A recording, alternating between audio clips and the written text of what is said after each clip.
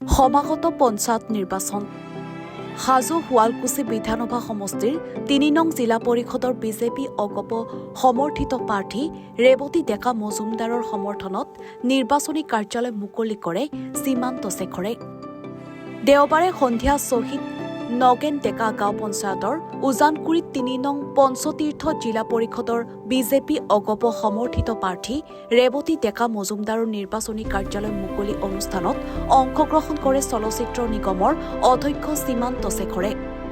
মুখ্যমন্ত্ৰী আৰু ৰাজ্যিক সভাপতি দিলীপ শইকীয়া বলিষ্ঠ নেতৃত্বৰ বাবে হাজো শুৱালকুছি বিধানসভা সমষ্টিৰ প্ৰতিটো পঞ্চায়তত বিজেপি অগপ সমৰ্থিত প্ৰাৰ্থী জয়ী হ'ব বুলি মন্তব্য বিজেপি নেতাগৰাকীৰ।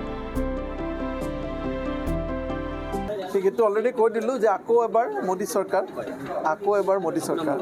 শুৱনি আমাৰ অসম ভাৰতীয়াৰ সোণৰ অসম গঢ়িবলৈ আমি এখন প্ৰগতিশীল সোণৰ অসম দলে বলে যাওঁ আহা একেলগে পদুমৰ চিনত আকৌ ভোট দিবলৈ আকৌ এবাৰ বিজেপি চৰকাৰ আকৌ এবাৰ মোদী চৰকাৰ।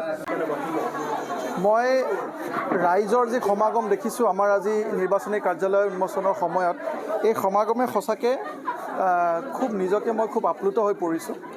আমি দেখিছোঁ যে অসমৰ মাননীয় মুখ্যমন্ত্ৰী ডক্টৰ হিমন্ত বিশ্ব শৰ্মা ডাঙৰীয়াৰ সবল নেতৃত্ব আৰু আমাৰ সভাপতি ৰাজ্যিক সভাপতি শ্ৰীযুত দিলীপ শইকীয়া ডাঙৰীয়াৰ নেতৃত্বৰ প্ৰতি ৰাইজৰ যি আস্থা, ৰাইজৰ যি মৰম ভাৰতীয় জনতা পাৰ্টীৰ প্ৰতিজন কৰ্মকৰ্তাকে আমাক উদ্বুদ্ধ কৰি তুলিছে।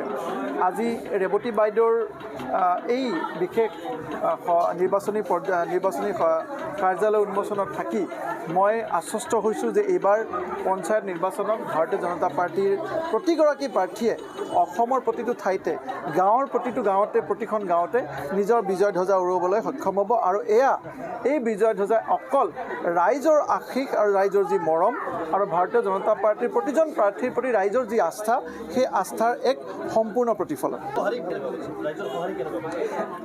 ৰাইজৰ সঁহাৰিৰ বিষয়ে হয়তো মই ভাষাৰে ব্যক্ত কৰিব নোৱাৰিম।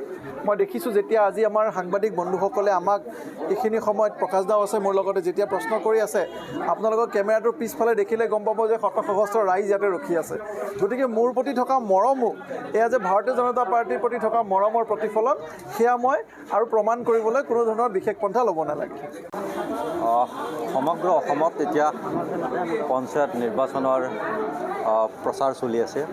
অসমৰ মাননীয় মুখ্যমন্ত্ৰী ডক্টৰ হিমন্ত বিশ্ব শৰ্মা ডাঙৰীয়া আৰু ৰাজ্যিক সভাপতি দিলীপ শইকীয়াৰ অহৰহভাৱে নিৰ্বাচনৰ প্ৰচাৰ চলাই আছে আৰু জনসাধাৰণৰ বিশ্বাস যে ভাৰতীয় জনতা পাৰ্টীয়ে অসমৰ উন্নয়নৰ ক্ষেত্ৰত, জনসাধাৰণৰ সুখ দুখ বুজাৰ ক্ষেত্ৰত নিশ্চয়কৈ এইখন চৰকাৰে সফল হৈছে। আৰু আজি প্ৰতিটো নিৰ্বাচন প্ৰতিটো অঞ্চলত জনসাধাৰণৰ উৎসৱমুখৰ পৰিৱেশ হৈছে যে আগন্তুক পঞ্চায়ত নিৰ্বাচনত ভাৰতীয় জনতা পাৰ্টীৰ প্ৰতিগৰাকী প্ৰাৰ্থীক জয় কৰাৰ কাৰণে ইতিমধ্যে ৰাইজে সিদ্ধান্ত লৈছে। আমাৰ হাজো শুৱালকুছি সমষ্টিৰ প্ৰতিগৰাকী জিলা পৰিষদৰ AP আৰু ৱাৰ্ড মেম্বাৰসকলকো নিশ্চয় ৰাইজে জয় কৰিব। আজি ৩ নম্বৰ পঞ্চতীৰ্থ জিলা পৰিষদৰ প্ৰাৰ্থী ৰেৱতী ডেকা মজুমদাৰ বাইদেউৰ এই নিৰ্বাচনী মুখ্য কাৰ্যালয় উদ্বোধন কৰা হ'ল। আৰু এই নিৰ্বাচনৰ মুখ্য কাৰ্যালয়তে ৰাইজৰ যিটো স্বতঃস্ফূৰ্ত যিটো সঁহাৰি, ৰাইজৰ যিটো উপস্থিতি, এই কথাই নিশ্চিত কৰিছে যে আমাৰ হাজো শুৱালকুছিৰ প্ৰতিগৰাকী জিলা পৰিষদে হওক AP মেম্বাৰে হওক সকলো বিজয় হোৱাটো নিশ্চিত। আৰু এই ক্ষেত্ৰত অসমৰ জনসাধাৰণে যি পাৰ্টীয়ে দুৰ্নীতি ভ্ৰষ্টাচাৰেৰে সমাজখনক বিভাজন কৰাৰ কাৰণে সদায় অহৰহ চেষ্টা কৰিছে, সেই বিৰোধী শক্তিৰ বিৰুদ্ধে ভাৰতীয় জনতা পাৰ্টীৰ প্ৰতিগৰাকী প্ৰাৰ্থীক বিজয় নিশ্চিত কৰিব, সেই আশা আমি ৰাখিছোঁ। হাজোৰ পৰা মৃদুল মজুমদাৰৰ ৰিপৰ্ট, NFR 24।